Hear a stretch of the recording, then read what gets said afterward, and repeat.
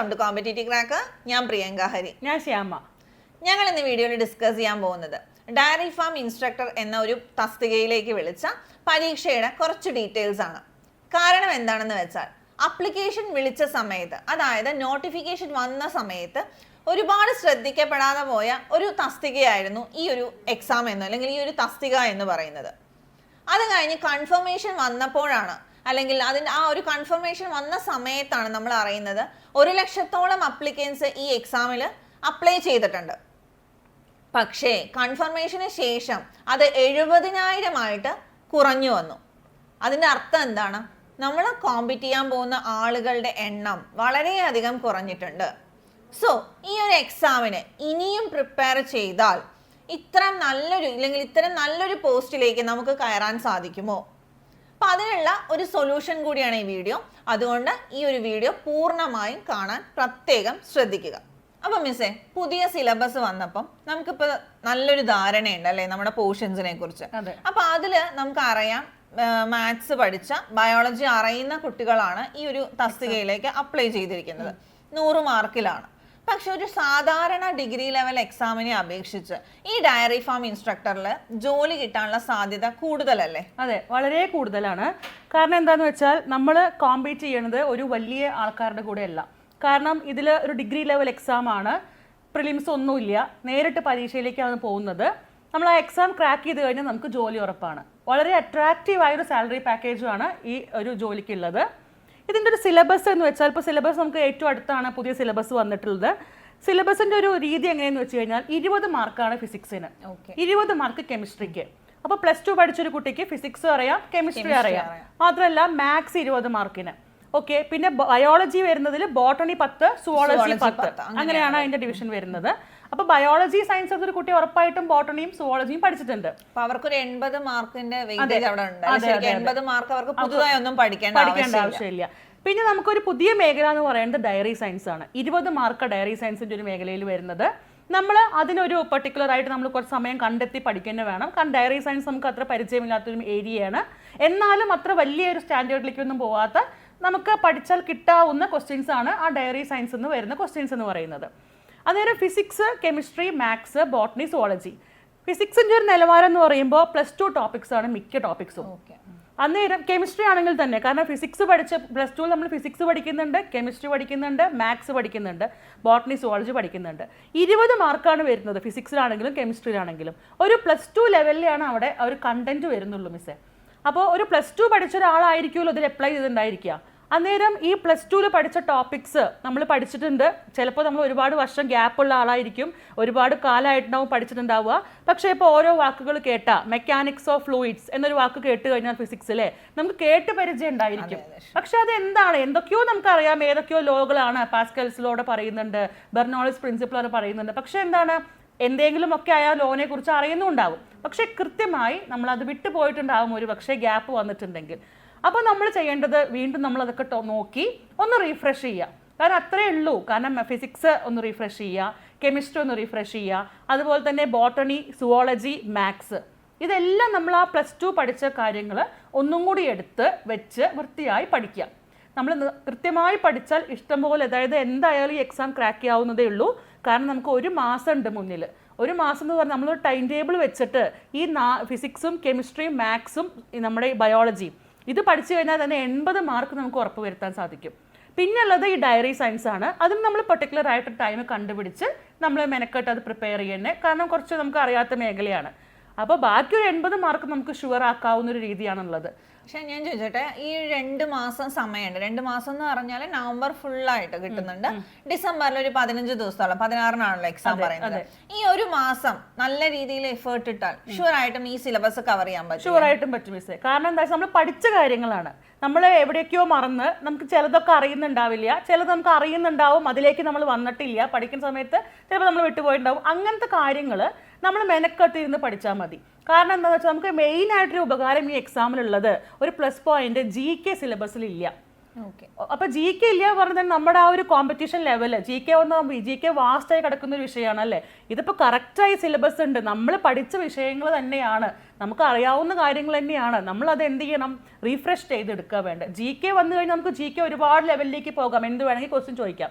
ഇതിപ്പോൾ നമുക്ക് എന്ത് വേണമെങ്കിൽ ചോദിക്കാൻ ഒരു ലെവലില്ല, കറക്റ്റായിട്ട് നമുക്കൊരു ഐഡിയ ഉണ്ട്, ഇന്നതൊക്കെ ചോദിക്കാം, ഫിസിക്സ് നിന്ന് ഇന്ന ഭാഗങ്ങളൊക്കെ ചോദിക്കാം, കെമിസ്ട്രി ഇന്ന ഭാഗങ്ങളൊക്കെ ചോദിക്കാം.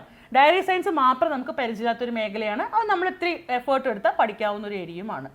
ഇപ്പോൾ എൻ്റെ സബ്ജക്റ്റ് മാത്സ് ആണ്. അപ്പോൾ ഞാൻ കുറേ നാളായിട്ട് ഇപ്പോൾ +1 +2 അതുപോലെ വലിയ ക്ലാസ്സുകൾക്കൊക്കെ മാത്സ് എടുക്കുന്ന ഒരാളാണ്. അപ്പം ഞാൻ നോക്കുമ്പോൾ സിലബസ് നോക്കുന്ന സമയത്ത് ശരിക്കും എനിക്ക് പറയാൻ പറ്റും ഇത്ര മണിക്കൂർ സ്പെൻഡ് ചെയ്താൽ ഷുവറായിട്ട് നിങ്ങൾക്ക് ഈ ഒരു എക്സാം ക്രാക്ക് ചെയ്യാൻ പറ്റും എന്നുള്ളത്. ഇപ്പം ഞാൻ പറയുവാണെങ്കിൽ നമുക്ക് +2 ലെവലിൽ അതും ഓരോന്നിനും ഓരോ ഭാഗത്തു നിന്നും എത്ര ചോദ്യങ്ങൾ വരുന്നു എന്ന് വളരെ കൃത്യമായി കൊടുത്തിട്ടുണ്ട്. +2ന് അപ്പുറത്തേക്ക് ഒരു +1 +2 ടെക്സ്റ്റ് ബുക്കുള്ള ഒരു കുട്ടി പഠിച്ചാൽ 20 മാർക്കും സ്കോർ ചെയ്യാമെന്നുള്ളത് 100% ഉറപ്പാണ്. അപ്പൊ ഞാൻ നോക്കുകയാണെങ്കിൽ ശരിക്കും നല്ല രീതിയിൽ പഠിക്കുന്ന അല്ലെങ്കിൽ എഫേർട്ട് ഇടുന്ന ഒരാൾ ഒരു 10 hour ഒക്കെ മാത്സിന് മാറ്റി വെച്ചാൽ ഷുവറായിട്ട് നമുക്ക് എന്ത് ചെയ്യാൻ പറ്റും, ക്രാക്ക് ചെയ്യാൻ പറ്റും. അതായത് അപ്പൊ ചിലവർ ചോദിക്കും 10 മണിക്കൂർ കൊണ്ട് എങ്ങനെയാണ് ഇത്രയും വലിയൊരു സിലബസ് എന്ന്. കാരണം എന്താണെന്ന് വെച്ചാൽ ഇപ്പൊ എക്സാമ്പിൾ വേണമെങ്കിൽ സെറ്റ്സ്, റിലേഷൻസ് ആൻഡ് ഫങ്ഷൻസ് എന്നുള്ള ഭാഗത്തൊക്കെ വരുന്ന ക്വസ്റ്റ്യൻസിന് നമ്മൾ ട്രിക്സ് ആണ് പറഞ്ഞു കൊടുക്കുന്നത്. ഒരു ലെങ്തി പ്രോബ്ലം നമ്മളൊരു +1 +2 പഠിച്ചതുപോലെ ഒരു 1-2 പേജ് ചെയ്ത് നോക്കേണ്ട ആവശ്യമില്ല, നമ്മൾ കുറെ ട്രിക്സ് പറഞ്ഞു കൊടുക്കുന്നു. അപ്പൊ ഒരു ക്വസ്റ്റ്യൻ ചെയ്യാൻ മാത്സിൽ 1 മിനിറ്റിൽ താഴെ മാത്രം സമയം എടുക്കുന്നത്. അപ്പൊ അങ്ങനെ നോക്കുമ്പോൾ മിസ് ഫിസിക്സ് എടുക്കുന്ന ഒരാളായതുകൊണ്ട് തന്നെ ഫിസിക്സിന് ഏകദേശം എത്ര മണിക്കൂർ ഉണ്ടെങ്കിൽ ഈ ഒരു സിലബസ് കംപ്ലീറ്റ് പഠിച്ചു തീർക്കാൻ പറ്റും? അങ്ങനെ പറയുമ്പോൾ മിസ്സേ ഇതിനൊരു ക്വസ്റ്റ്യൻസിന്റെ ഒരു ലെവൽ എന്ന് പറഞ്ഞാൽ 1 മാർക്ക് ക്വസ്റ്റ്യനെ വരുന്നുള്ളൂ. അപ്പോ ഏറിക്കൂടിയാൽ ഏതുവരെ ചോദിക്കാം, അങ്ങനെ ഒരു നമ്മളൊരു രീതി എടുത്തു കഴിഞ്ഞാൽ ഒക്കെ ഒരു ലോ കൊടുക്കും, ഇത് താഴെ കൊടുത്തതിൽ ഏത് ലോയാണ്. അതുപോലെ ലോ സ്റ്റേറ്റ്മെന്റ് ഇവിടെ കോൺസ്റ്റന്റ് ആക്കി വെക്കുന്ന ഒരു ഇപ്പോൾ ഓംസ് ലോ ആണെങ്കിൽ നമ്മൾ ടെമ്പറേച്ചർ കോൺസ്റ്റന്റ് ആയിട്ടാണ് ഓംസ് ലോ കൺസിഡർ ചെയ്യുക. അന്നേരം താഴെ കൊടുത്തൽ ഏത് കോൺസ്റ്റന്റ് ആയിട്ടുള്ള ഫാക്ടേഴ്സ്, അപ്പൊ അങ്ങനത്തെ ലെവലുള്ള ക്വസ്റ്റ്യൻസേ വരുന്നുള്ളൂ. ഒരുപാട് അങ്ങോട്ട് ഡീപ്പായിട്ട് ചോദിക്കണില്ല. നമ്മുടെ നമുക്ക് അറിയാവുന്ന പ്രധാനപ്പെട്ട മേഖലയിൽ തന്നെയാണ് ക്വസ്റ്റ്യൻസിന്റെ ലെവൽ എന്ന് പറയുന്നത്. അപ്പോൾ ആക്ച്വലി മിസ് പറഞ്ഞ പോലെ തന്നെ ഒരു ദിവസം ഒരു ഫിസിക്സിന് വേണ്ടി മാത്രം നമ്മളൊരു 2 മണിക്കൂർ സ്പെൻഡ് ചെയ്ത് കഴിഞ്ഞാൽ നമുക്ക് സമയമുണ്ട്, നവംബർ മൊത്തം സമയമുണ്ട്. കെമിസ്ട്രിയും കൂടി നമ്മൾ കണക്കാക്കണം, കെമിസ്ട്രിയും ബോട്ടണി സുവോളജി ഒക്കെ നോക്കണം. ഫിസിക്സിന് വേണ്ടി നമ്മൾ ഒരു 1-2 മണിക്കൂർ ഒരു ദിവസം സ്പെൻഡ് ചെയ്താൽ നമുക്ക് ഇഷ്ടം പോലെ ഒരു മാസം ആകുമ്പോഴേക്കും പിന്നെ ഫ്രീക്വൻ്റ് ആയി ക്വസ്റ്റ്യൻസ് വർക്കൗട്ട് ചെയ്യാം. ഒരുപാട് ചോദ്യങ്ങളിലൂടെ കടന്നു പോവുക. അപ്പോഴാണ് നമ്മൾ പറയണ പോലെ ഒരു 10 ക്വസ്റ്റ്യൻ നമ്മൾ ചെയ്ത് കഴിഞ്ഞാൽ നമ്മൾ ആ ക്വസ്റ്റ്യൻ അതിൻ്റെ ആൻസർ ആ ഒരു ലെവലിൽ പോയി കഴിഞ്ഞ് കഴിഞ്ഞാൽ ഇപ്പോൾ ക്വസ്റ്റ്യൻ ആൻസർ ഓപ്ഷൻ എ ആണെങ്കിൽ ഈ പറഞ്ഞ ബിയും സിയും ഡിയും എന്തുകൊണ്ട് ഓപ്ഷൻ ആയിട്ട് വരുന്നില്ല, അതൊക്കെ എന്താണ് കാര്യങ്ങൾ എന്നും കൂടി പഠിച്ചാൽ നമ്മൾ അതും കൂടി പഠിച്ചു. അപ്പോൾ അത് നമുക്ക് അടുത്തൊരു 11ാമത്തെ ചോദ്യമായി വന്നാൽ നമുക്ക് 11ാം ചോദ്യം ഉറപ്പായിട്ടും കിട്ടും. അതെ, നമ്മുടെ ലൈവ് ആണെങ്കിൽ നമ്മുടെ ആപ്പിനകത്തുള്ള ക്ലാസ്സുകളിലൊക്കെ ഈ രീതിയിൽ തന്നെയാണ് ക്ലാസ്സസ് പോകുന്നത്. എപ്പോഴും ഒരു ക്വസ്റ്റ്യൻ എന്ന് പറയുന്നത് അല്ലെങ്കിൽ ഒരു ലൈവിൽ ഡിസ്കസ് ചെയ്യുന്ന ഒരു 20 ക്വസ്റ്റ്യൻസ് എന്ന് പറഞ്ഞാൽ കുട്ടികൾക്ക് 20 അല്ലേ, നിയർലി ഒരു 80 ക്വസ്റ്റ്യൻസിന്റെ കണ്ടന്റ് ആണ് അവർക്ക് അവിടെ കിട്ടുക എപ്പോഴും നമ്മൾ ആ സിലബസ് പറഞ്ഞു പോകുന്ന സമയത്ത്. അപ്പൊ നമ്മൾ പറയുവാണെങ്കിൽ ഏകദേശം ഒരു 5 to 6 hours ഈ ഒരു 1 month ഹാർഡ് വർക്ക് ചെയ്താൽ ഷുവർ ആയിട്ടും നല്ലൊരു റാങ്കിലേക്ക് വരാൻ സാധിക്കും. കാരണം വളരെ അട്രാക്റ്റീവ് ആയ ഒരു സാലറി പാക്കേജ് ആണ് കൊടുക്കുന്നത്. ഒരു UP സ്കൂൾ ടീച്ചറുടെ ലെവലിലാണ് ആ ഒരു സാലറി പാക്കേജ് വരുന്നത്.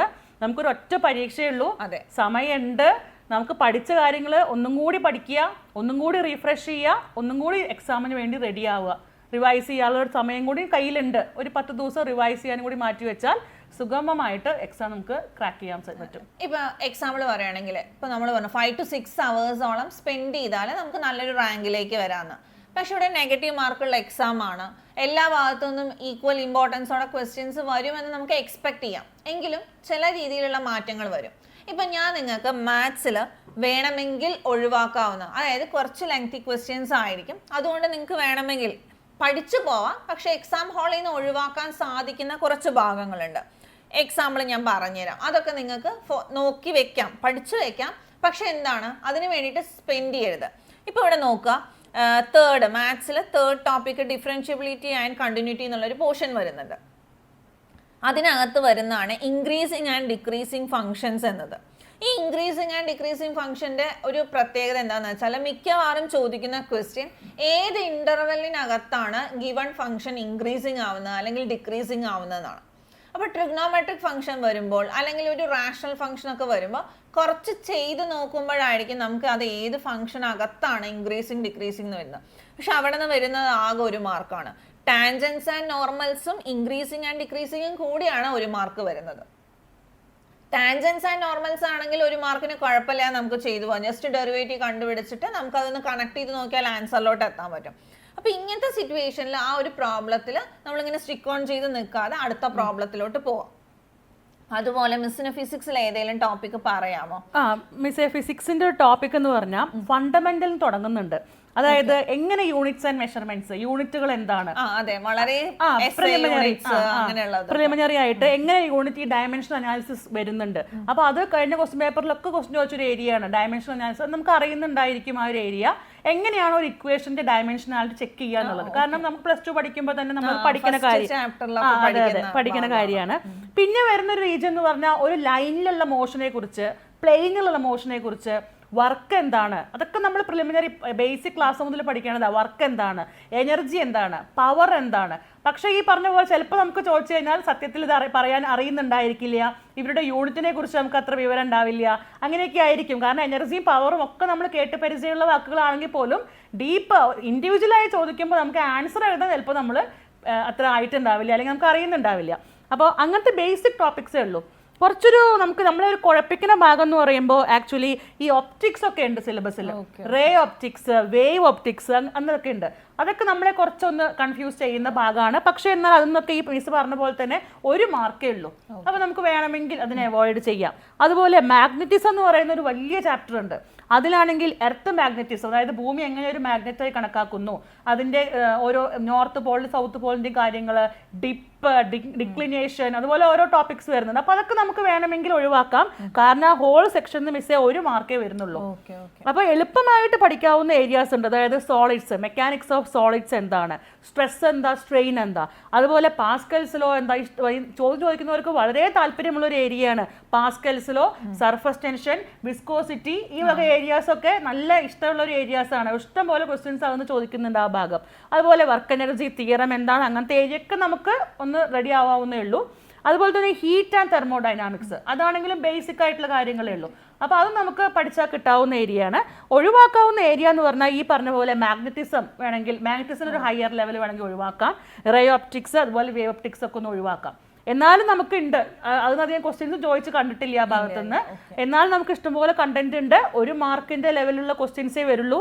അപ്പോൾ കൂടിപ്പോയാൽ എത്ര ലെവലിൽ നമുക്ക് ചോദിക്കുള്ളൂ നമുക്ക് ഉറപ്പ് വരുത്താം. കാരണം 1 മാർക്ക് ക്വസ്റ്റ്യൻസ് ആണ്. അപ്പോൾ അതുകൊണ്ട് ഇത്രയൊക്കെയാണ് ഫിസിക്സിന്റെ കാര്യങ്ങൾ മിസ്സേ. പിന്നെ നമ്മുടെ ആപ്പിനകത്താണെങ്കിൽ നമ്മൾ ഇതിന്റെ പ്രാക്ടീസ് ക്വസ്റ്റ്യൻസ് കൊടുക്കുന്നുണ്ട്. അതെ, അപ്പൊ അതായത് നമുക്കിപ്പോ പ്രാക്ടീസ് ക്വസ്റ്റ്യൻസ് ഉള്ളത് കൊണ്ട് ഈ ഒരു മാസം വേറെ നമുക്കൊരു മെറ്റീരിയൽ അന്വേഷിച്ച് പോകാനുള്ള സമയമൊന്നുമില്ല. ശരിക്കും പറഞ്ഞാൽ +2 ആണ്, പലരും PG കഴിഞ്ഞ് വേറെ ഏതെങ്കിലും ജോലിയൊക്കെ ചെയ്യുന്നവരായിരിക്കും. അപ്പൊ മെറ്റീരിയൽ കിട്ടുക എന്നുള്ളതാണ് വലിയൊരു ബുദ്ധിമുട്ട്. അപ്പം ഈ ഒരു 1 മന്ത് മെറ്റീരിയൽ നിങ്ങളുടെ കയ്യിലുണ്ടെങ്കിൽ ഷുവർ ആയിട്ടും എന്താ പറയുക ക്രാക്ക് ചെയ്യാൻ പറ്റുന്ന ഒരു നല്ലൊരു എക്സാം ആണ്. ഇനി ഇതുപോലൊരു ചാൻസ് വരാനുള്ള സാധ്യതയും കുറവാണ്. പലരും ഏജ് ബാർ ആവുന്ന സമയമാണ് അല്ലെ, ഓരോരുത്തരും ഏജ് ഒക്കെ കൂടി ഏജ് ബാർ ആവുന്ന സമയത്തോട് അടുത്ത് നിൽക്കുന്ന സമയത്ത്. അതെ, അപ്പൊ അത് കഴിയുന്ന സമയത്ത് നമുക്കിനി അടുത്തൊരു എക്സാം ഇതിനു വേണ്ടിയിട്ട് എന്ന് പറഞ്ഞിട്ട് കാത്തിരിക്കാനില്ല. അപ്പൊ അതുകൊണ്ട് സമയമില്ല എന്ന് വിചാരിച്ച് പഠനം മാറ്റി വെക്കുകയല്ല വേണ്ട അല്ലെ. നല്ല രീതിയിൽ ഒരു മാസം ഹാർഡ് വർക്ക് ചെയ്താൽ നല്ലൊരു പോസ്റ്റിലേക്കാണ് നമ്മൾ പോകുന്നത്. സോ ഈ ഒരു എക്സാം എന്ന് പറയുന്ന അത്രയും ഇമ്പോർട്ടൻ്റ് ആയിട്ട് തന്നെ നിങ്ങൾ കണക്കാക്കുക. അതുപോലെ തന്നെ CCയിൽ ബിഗ് ഡേയുമായിട്ട് ബന്ധപ്പെട്ടിട്ട് കോഴ്സുകളിൽ നല്ല രീതിയിലുള്ള ഡിസ്കൗണ്ടും കാര്യങ്ങളൊക്കെ ഉണ്ട്, എല്ലാവരും അറിഞ്ഞു കാണും. ഇത് വളരെ കുറഞ്ഞ സമയത്തേക്കുള്ള ഓഫറാണ്, മാക്സിമം യൂട്ടിലൈസ് ചെയ്യുക. 2024-26 കാലഘട്ടം എന്ന് പറയുന്നത് കേരള PSCയിൽ ഒരുപാട് ഒഴിവുകളാണ് റിപ്പോർട്ട് ചെയ്യാൻ പോകുന്നത്.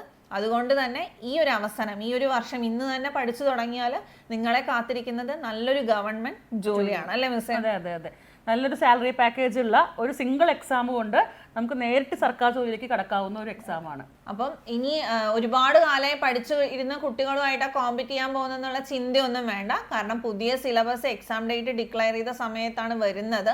അതുകൊണ്ട് തന്നെ നിങ്ങളെല്ലാവരും ഒരേ നിലവാരത്തിലുള്ളവരുമായിട്ട് തന്നെയാണ് കോമ്പീറ്റ് ചെയ്യാൻ പോകുന്നത്. സോ ആരാണ് ഹാർഡ് വർക്ക് ചെയ്യുന്നത് അവർക്കുള്ളതാണ് ഈ ജോലി. സോ ഹാർഡ് വർക്ക് ചെയ്യാൻ തയ്യാറാണെങ്കിൽ ഷുവറായിട്ടും നിങ്ങൾക്ക് ഈ ജോലിയിലേക്ക് പ്രവേശിക്കാൻ സാധിക്കും.